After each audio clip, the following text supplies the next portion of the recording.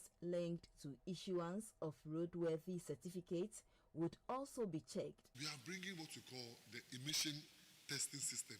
If your car is tested and the emission is not good, we can ask you, tell you what to go for the correction to be done before we do roadworthy for you.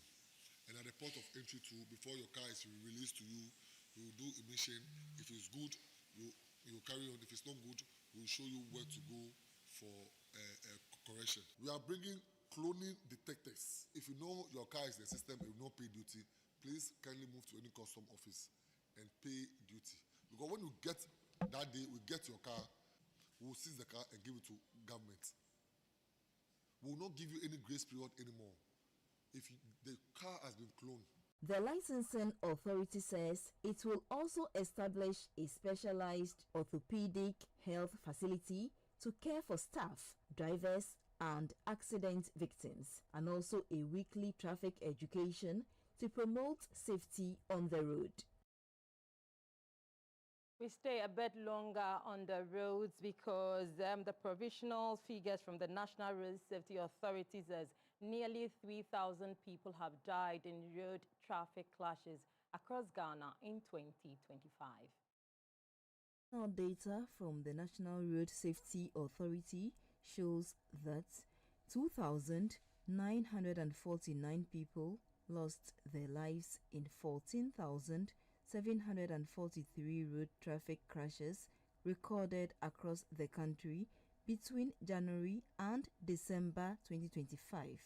This represents a sharp increase compared to 2024, when 13,489 crashes and 2,494 deaths were recorded. The figures show a 9.3% rise in crashes and an 18.2% increase in deaths. Vehicle involvement in crashes also went up, with 24,938 vehicles recorded in 2025 compared to 22,975 the previous year. Injuries increased as well, with 16,714 people injured during the period.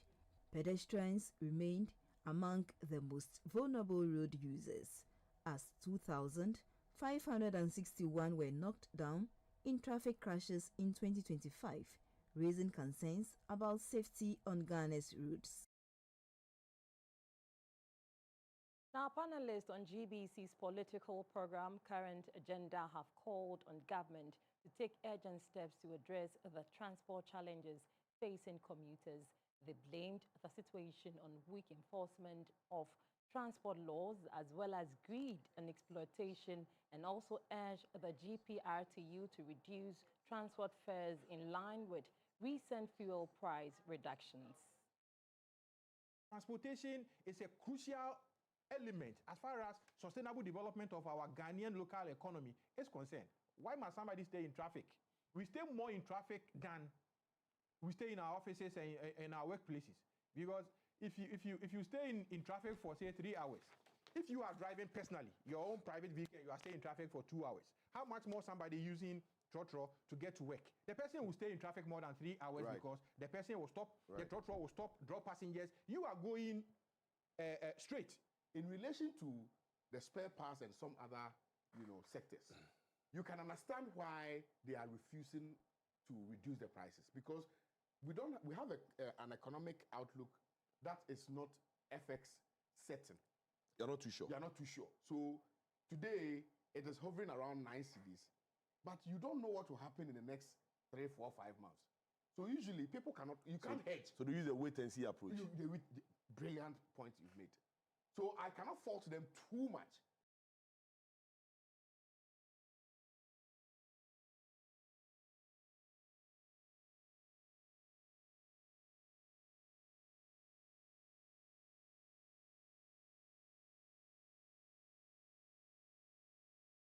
An urgent call from leaders in the Western region to President Mahama is for the revival of the abandoned 500 million euros Western Corridor Rail project.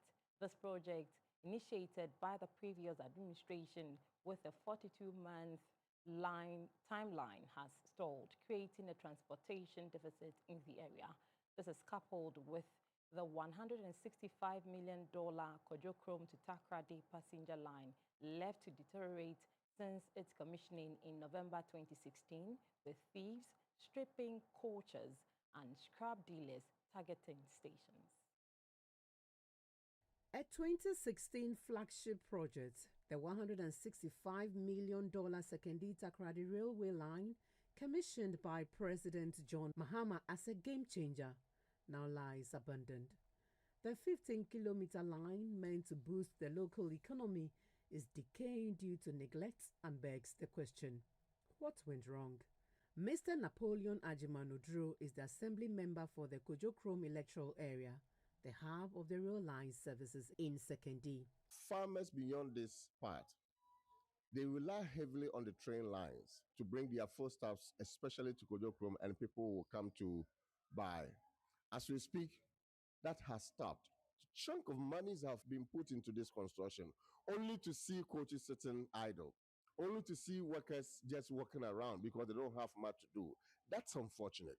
At Esikado School of Railways and Infrastructure Development, students training to revive Ghana's rail network are dismayed by the decay of this very infrastructure. I'm very disturbed with the current situation of our railway in our country. This is because I feel like we've left it to just be in the shambles. We are hoping for the best, for the company to be revived well, for us to also get somewhere to actually work or engineer what we are actually learning from UMAT. A decade on, the question lingers. What has happened to this $165 million project? The Takoradi Port Station tells the tale. Roofs ripped off, weeds overgrown. The Ghana Railway Company Managing Director, Dr. Michael Eje Aite, says the company is working with the Ghana Manganese Company to revive operations, appealing to government for support. Ghana Manganese Company, they made some proposals. They gave it to us. We also did a counter proposal. This proposal, I've been assured, is gone to the minister and it has gone to the president. Because if you don't do that, this company will collapse. We on our own, we can't do it. Can we do it? No, sir. We can't do it. 4 years on, the abandoned site remains silent, with locals pleading for action. Wasafiase Paramount Chief Odinihu Akrofa Krukoko is urgently appealing to President Mahama to revive the Western rail lines. Railways are saying, Wabay, this is Rao say, ma, express train and when we are Hena Emra, Bim. Number boy and who won't pass over papa, a boy ye. If you say, free, Kojo Krom, Ucham Bensoha, Bonsare, Odukotakwa, Univalia, Nadia Kutini ye. Emma, young Bibia, Koso Yanama, Aya 101. And so, Sisia make us say, Nina out of form. The Attorney General says measures are being taken to secure the extradition of former Finance Minister Ken Ofori-Atta from the United States. Discussions on GTV's current agenda have, however, raised concerns about government's handling of the matter, with panelists clarifying that the reported revocation of Mr. Ofori-Atta's U.S. visa is not linked to the extradition process. Assuming OSP get to US today and Ken is, supposing he is not arrested, that means they are not going to find him at the location he claimed he was. So that should tell you that this is someone who does not intend coming back at all. So this issue about Ken is ready to come and stand trial any day by he's just being scared or whatever, I should tell you that what this is a gathering of people or a group of people that does not respect the laws of our country. Don't forget, when they invoke the extradition process, what it means is that wherever you are, they will come and arrest you first. Yes. And detain you. So if they already have you? Now, I think this is a fine opportunity for our AG or for the U.S. Attorney General's office to expedite the extradition process. This is a fine opportunity because already Ken is in detention. The European Union has officially closed the Sustainable Use of Natural Resources and Energy Finance SUNREF program after mobilizing about $20 million in climate-friendly investment in Ghana. Speaking at the closure event, the EU ambassador to Ghana said SUNREF has successfully translated climate ambitions into real private sector investment, helping Ghana move from policy commitment to concrete action in green financing. Supported 7 completed projects with an additional $5 million worth of green investment currently under assessment. The projects have delivered annual energy savings of more than 7,700 megawatt hours, installed 8 megawatts of renewable energy capacity, and reduced greenhouse gas emissions by an estimated 139,000 tons of carbon dioxide every year. Beyond environmental gains, SUNREF also strengthened Ghana's financial sector. Partner banks, CalBank and GCB, were equipped with the skills and tools to assess and finance renewable energy and energy efficiency projects, ensuring green financing continues even after the program's closure. The EU ambassador to Ghana, in Skinberg, described the impact as significant, noting that the emissions reductions are equivalent to the output of a solar park covering about 400 football fields. Beyond energy efficiency and solar panels, we proudly support a clean cooking company. Clean cooking is absolutely central to Ghana's sustainable development. It reduces pressure on forests, supports carbon capture, and most importantly, it protects the health of households, especially women and children. The Executive Secretary of Energy Commission, Madam Eunice Brichum, said the SUNREF program demonstrates that climate finance can work effectively when properly structured. By combining concessional credit lines, technical assistance, and targeted investment grants, the program has strengthened the capacity of partner banks to finance renewable energy and energy efficiency projects. Mr. Ebenezer Ashi is the project coordinator for the SUNREF program. The program initially was a 3-year program, but due to some of the economic situation of the country, we have to extend the program to about 5 years to 2 more additional years. So now officially we are closing the program, but currently we have almost 5 projects in the pipeline, amounting to about 5.5 million USD. So those 2 banks are now have to, review those 2 projects. Officials of the Energy Commission and the SUNREF Ghana partners visited a solar installation site at the Oma Net Zero building at the airport residential area. They toured the facility, which had solar paneled carports with electric vehicles and charging ports to promote electric mobility in Ghana. It's a big win for West Coast Western Products Limited in the Greater Accra region, as the Forestry Commission is throwing its weight behind the company, helping them secure plantations to overcome raw material shortages. This could be a game changer for production, jobs, and putting Ghana's wood products on the global map. Forestry Commission plans to give degraded forest lands to West Coast Wooden Products Limited to help them grow their own timber. This will help the company operate more efficiently. The Chief Executive of the Forestry Commission, Dr. Hugh Brown, said West Coast Wooden Products Limited, located at Afienya in the Greater Accra region, has the capacity to operate 24 hours but lack raw materials, forcing workers to operate a one-shift system. Looking at the setup here, the large numbers of people employed, and the fact that there's enough capacity to expand, to produce more and engage more people, and we need to see how we can prioritize their needs in terms of raw material and applications, timber leases to support their operations. But beyond this, we think that the company needs to get to a point where they'll be self-sufficient. The Executive Director of the Timber Industry Development Division, Dr. Richard Jima, commended West Coast for using waste to generate energy and diversifying their products. Our visit to them have also let us know their future plans, which include setting up furniture manufacturing section, which means they are going into downstream processes, and that one can create more jobs, to increase the value chain, and then many Ghanaians, especially our teeming youth within the Tema, Afenia entity, can all find jobs to do. Head of Sales, Mr. Arnold Doji Susuau, said they plan to start making furniture and create jobs for young people through entrepreneurship and national service placements.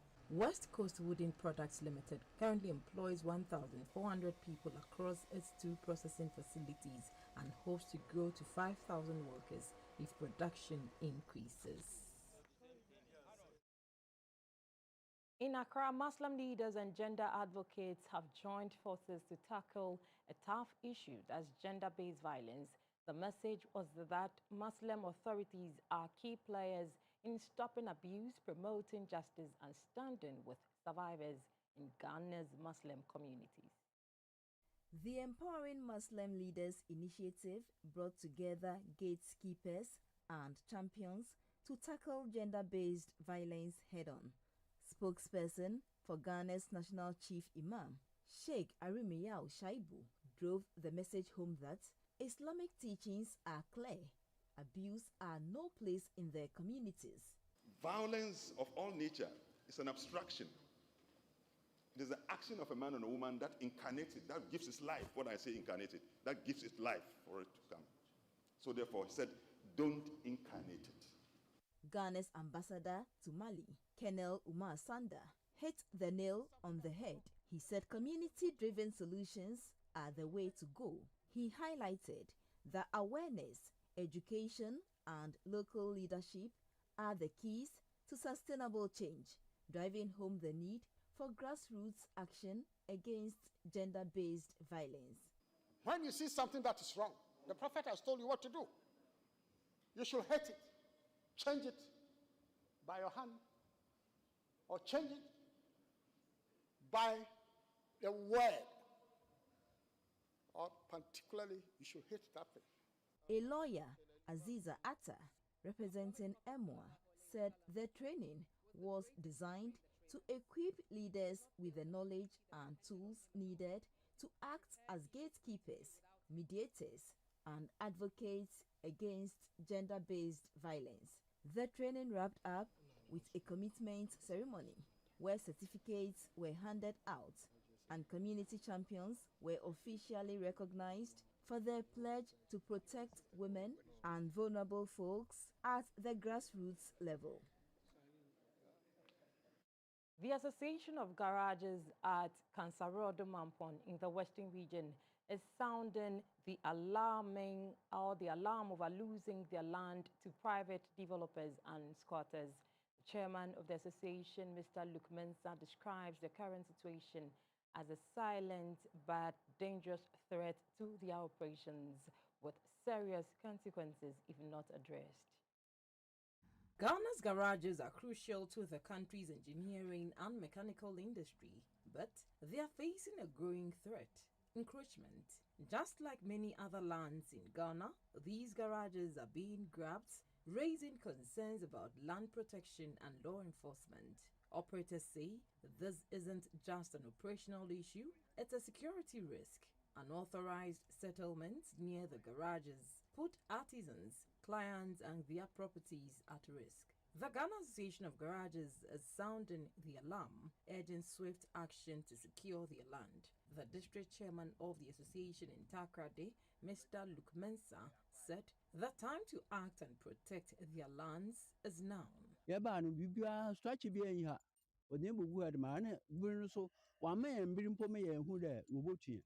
Mpofirima na bibia na wobaka ya ntu ya den ya wo nyina obubu nyina obi amfa bibia mfi amba nti bia iboduru ha na mfi obi ayin skempo obotu ma da iron shop nti ya sraban sin that time na nke yehu nda aban ko sisi bia man osi 10 wa ha na ya so a wotu ya more than 600 shops na obubu nti so wosi tan wɔ man a na nka aforo wɔ he nti yipa tan pɛ na wɔyɛ adan wosi dan ma ho wɔn nsa kan nka yɛ aka na ahoɔden no yi hɔ. The Vice Chairman of Kansaro Mampon Association of Garages, Osei Apia, emphasized the need for clear communication and decisive action to stop land grabbing. Bibi a ndɛ ɔmayɛ no shopping mall no ɛhɔ no nanka yɛwɔ ɛna ɔmobetu yɛn sɛ ɔmode hɔ no baa bɛyɛ shopping mall. Yɛbaa nso asase a according to shopping mall no tɔma yɛ no yɛ 118 acres.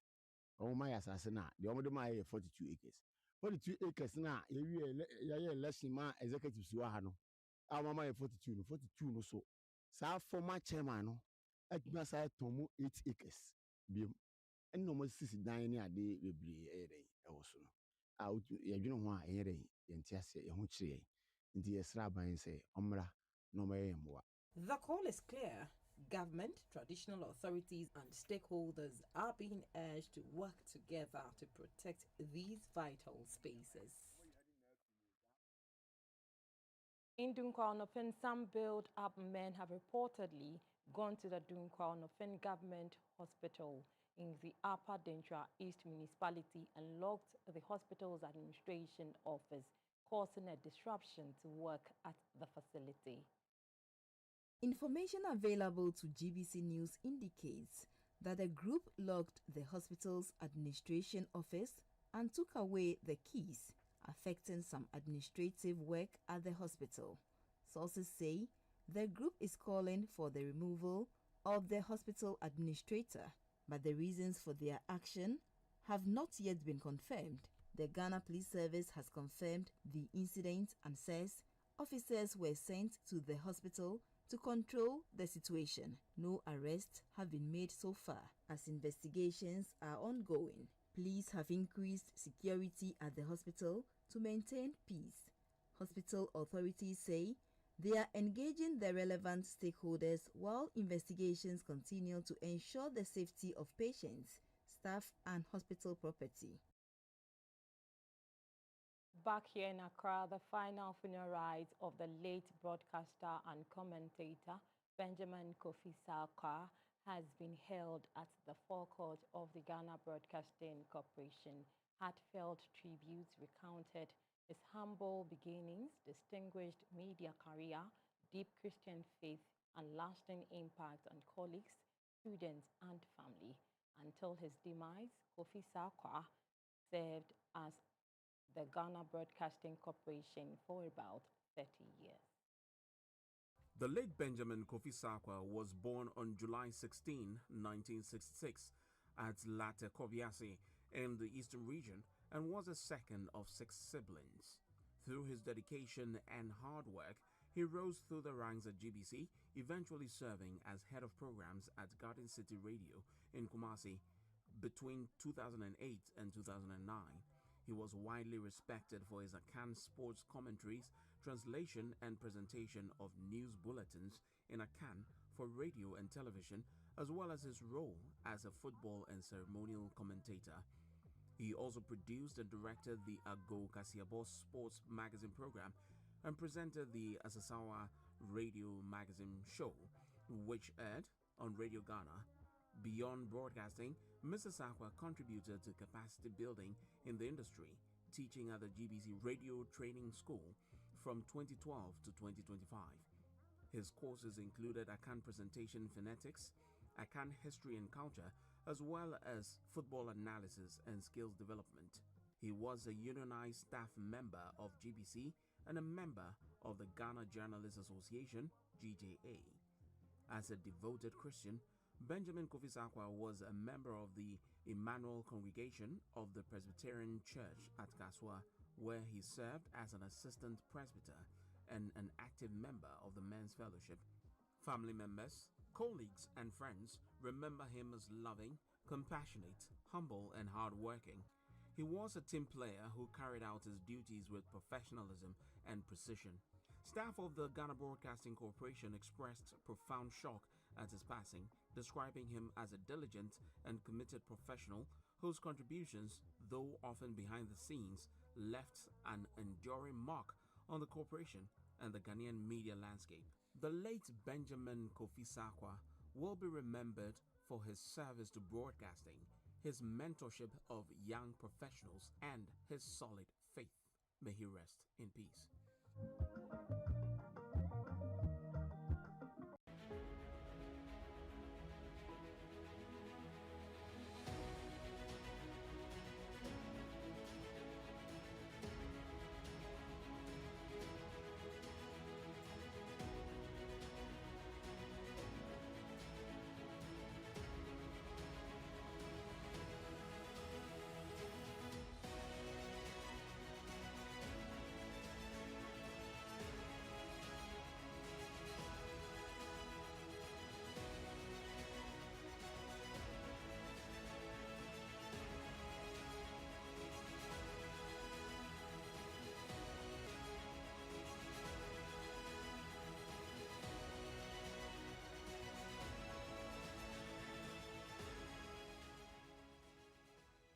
This segment is brought to you by Adama Agrochemicals.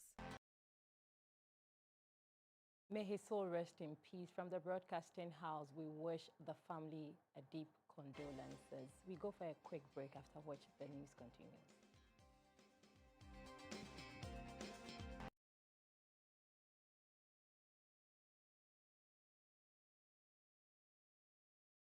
Highly recommended by Ministry of Health, CHAS and GES. Lab tested by Noguchi Medical, field trialed by Atomic Energy Commission. It has no chemical or side effects and is good for all ages and skin type. MedShea is available nationwide. Contact us on 0244892413. This advert is approved by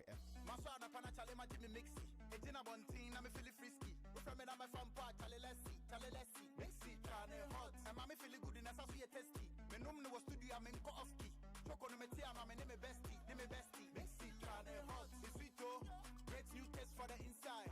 Unu more banu ahu. Ya ka woni hot water pe. Mixi chane hot. Ide biyo. Promise into the magai. Unu more banu ahu.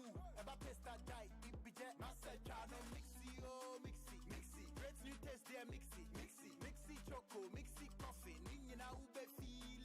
Mixi oh mixi. Mixi. Great new taste there mixi. Mixi. Mixi choco. Mixi coffee. FDA aji edwedi enkrato ya tu.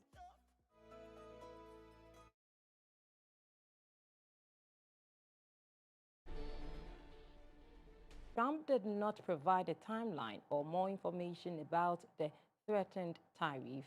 Last year, when he first threatened new tariffs on the U.S. northern neighbor, Donald Trump began calling Canada the U.S.'s 51st state with Kanye as its governor and suggested he may try to acquire the country entirely.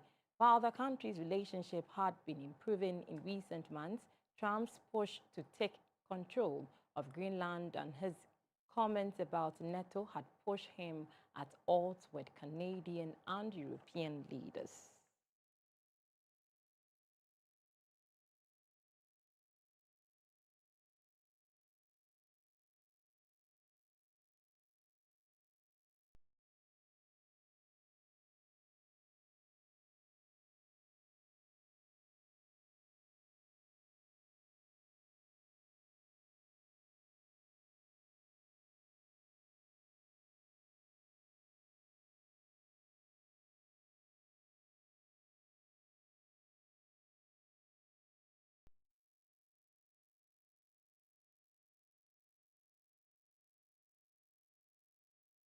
Let's do some sports. The Ghana Olympic Committee, GOC, has rolled out a targeted athletic development program in Europe to support two promising athletics as part of preparations towards the 2028 Olympic Games. Through the Olympic solidarity, judo star Elizabeth Sewa Udru has received an advanced training in France, whilst taekwondo ace Harriet Na Ayeliama would also train in Germany to further her growth. The Olympic scholarship covers the athletes' travel to the center and provides a return ticket at the end of the program. It also funds one round trip per year for the athletes to return home during the holidays and a $5,000 travel subsidy for the athletes to use for the competition-related travel.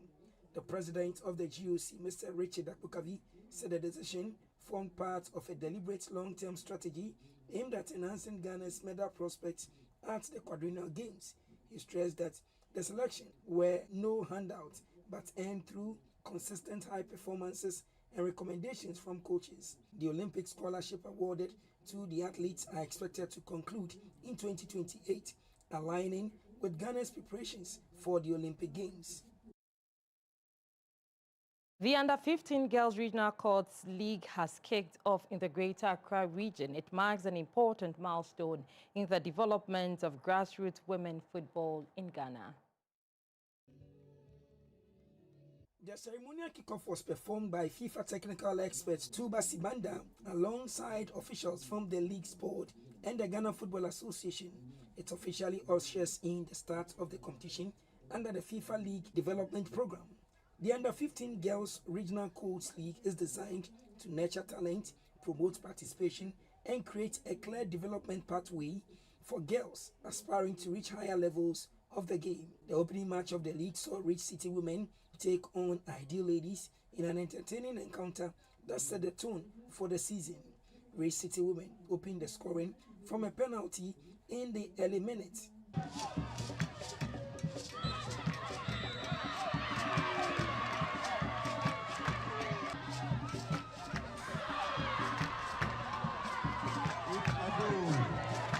Ideal Ladies leveled before halftime with this long-range drive.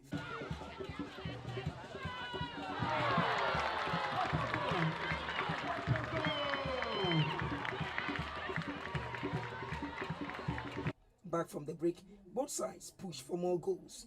Rich City made it 2-1 after a goal-mouth melee.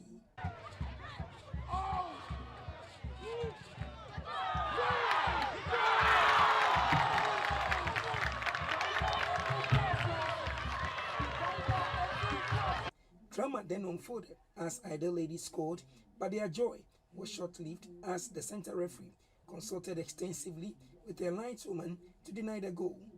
Another chance!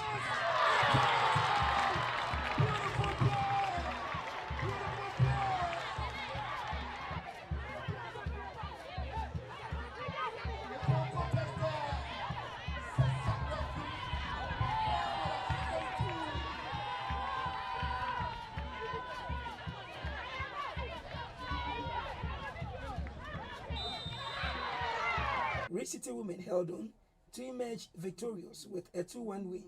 Here are some reactions from the captains. We did well, but we don't know. You score second goal 2-2, but they said it was offside. You don't know. But we did well. We all did well. Making sure say my coaches for no and now your team no any agi. Any Japan say it's me win game away. And your fans no I'm expect to say more win a baby. With several matches lined up across the region, the league is expected to play a key role in identifying future stars and strengthening the foundation of women's football in the country. Host of GTV's Current Affairs program, Talking Point, Professor Enim Wright, has been named the chair of the governing board for the Ghana Sports Fund. Professor Enim Wright leads an 11-member team. Inaugurating the board, the Sports and Recreation Minister Kofi Adams said the ceremony is a critical step towards establishing a structured, predictable and accountable funding for the country's sports. Ghana Sports Fund. The inauguration marks the operationalization of the Ghana Sports Fund, which was established under Act 1159 following the passage of the Sports Fund Bill by Parliament in December 2025.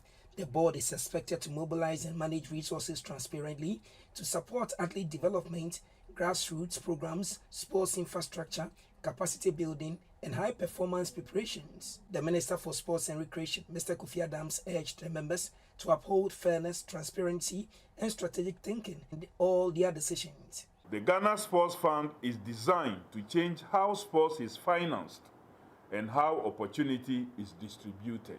For decades, funding for sports has been uneven, unpredictable, and often reactive. Too many federations have operated from crisis to crisis. Too many athletes have prepared for major competitions without assurance. Too much talent has been lost, not because of lack of ability, but because of lack of what? Support. Ladies and gentlemen, this fund directly addresses those realities. The board is chaired by Professor Koyu Enim Wright from the Office of the President. Also from the Office of the President is the Administrator of the Fund, Dr. David Kofi Waku. Members includes the Chief Director at the Ministry of Sports and Recreation, Mrs. Romina Asamoah, the Technical Advisor for the Fund from the Ministry of Finance, Dr. Duya Al-Hassan Oting. Other members include a representative from the Ministry of Local Government, Chieftaincy and Religious Affairs, Mrs. Deborah Dejani, the National Sports Authority Director General, Mr. Yao Ampofu Ankra, experienced fund manager and investment banker, Mr. Ernest Thompson, a retired athlete nominated by the minister in the person of legendary boxer Professor Zuma Nelson, and 3 persons, 2 of whom are women appointed by the president in the persons of Ms. Belinda Planch, Madame Rahel Florence Apple, and Mr. Dixon Chiredia. The board chair, Professor Koyu Enim Wright, promised to deliver. Minister, we accept this responsibility wholeheartedly. We will work hard with all the stakeholders to consolidate sports funding where necessary for greater impact. And we want to ensure you that we have all heard the yearning of the Ghanaian people, and we pledge to fill that yearning. It is the hope of all that effective governance of the fund will help shift Ghana from mere participation in sports to sustained excellence with positive impact on athletes, federations, and communities across the country.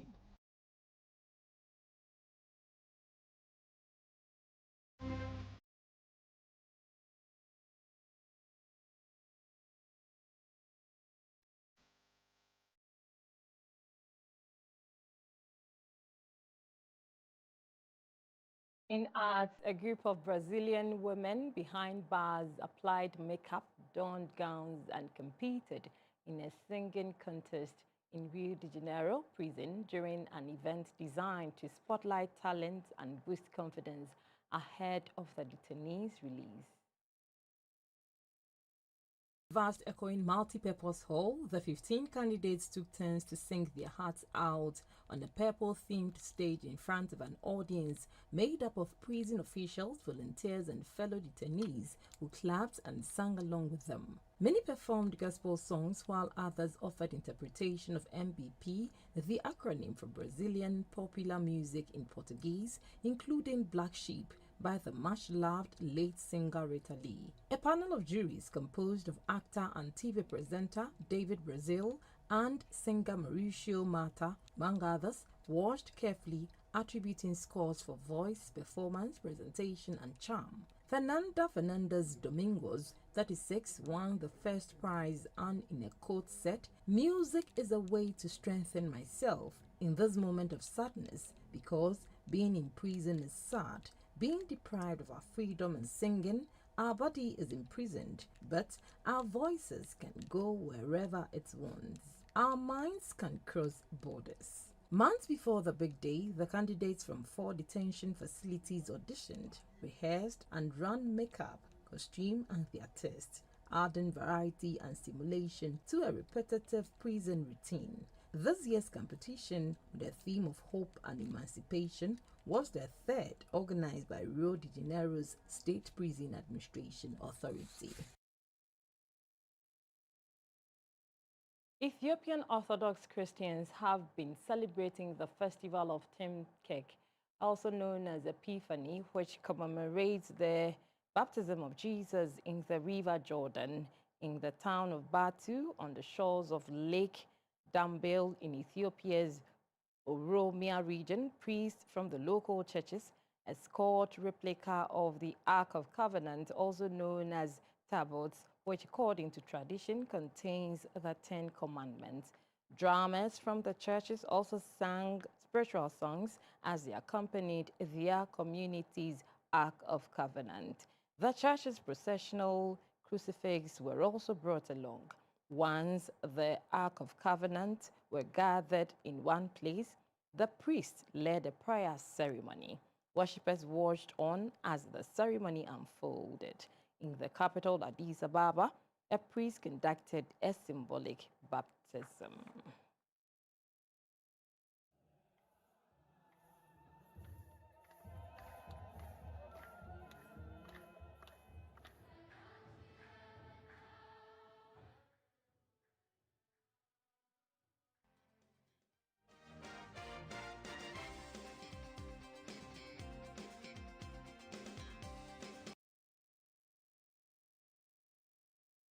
Cancid mixture, a herbal mixture for arthritic pain.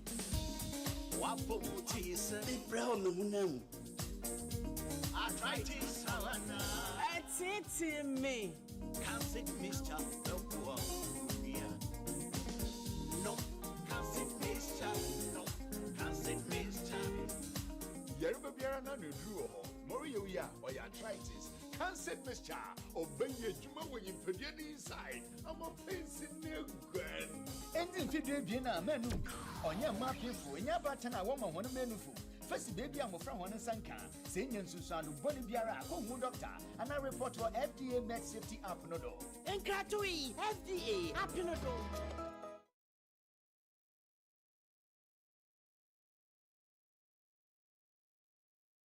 That is all we have by way of news for today. Thanks for watching and enjoy the rest of our programs. Good evening.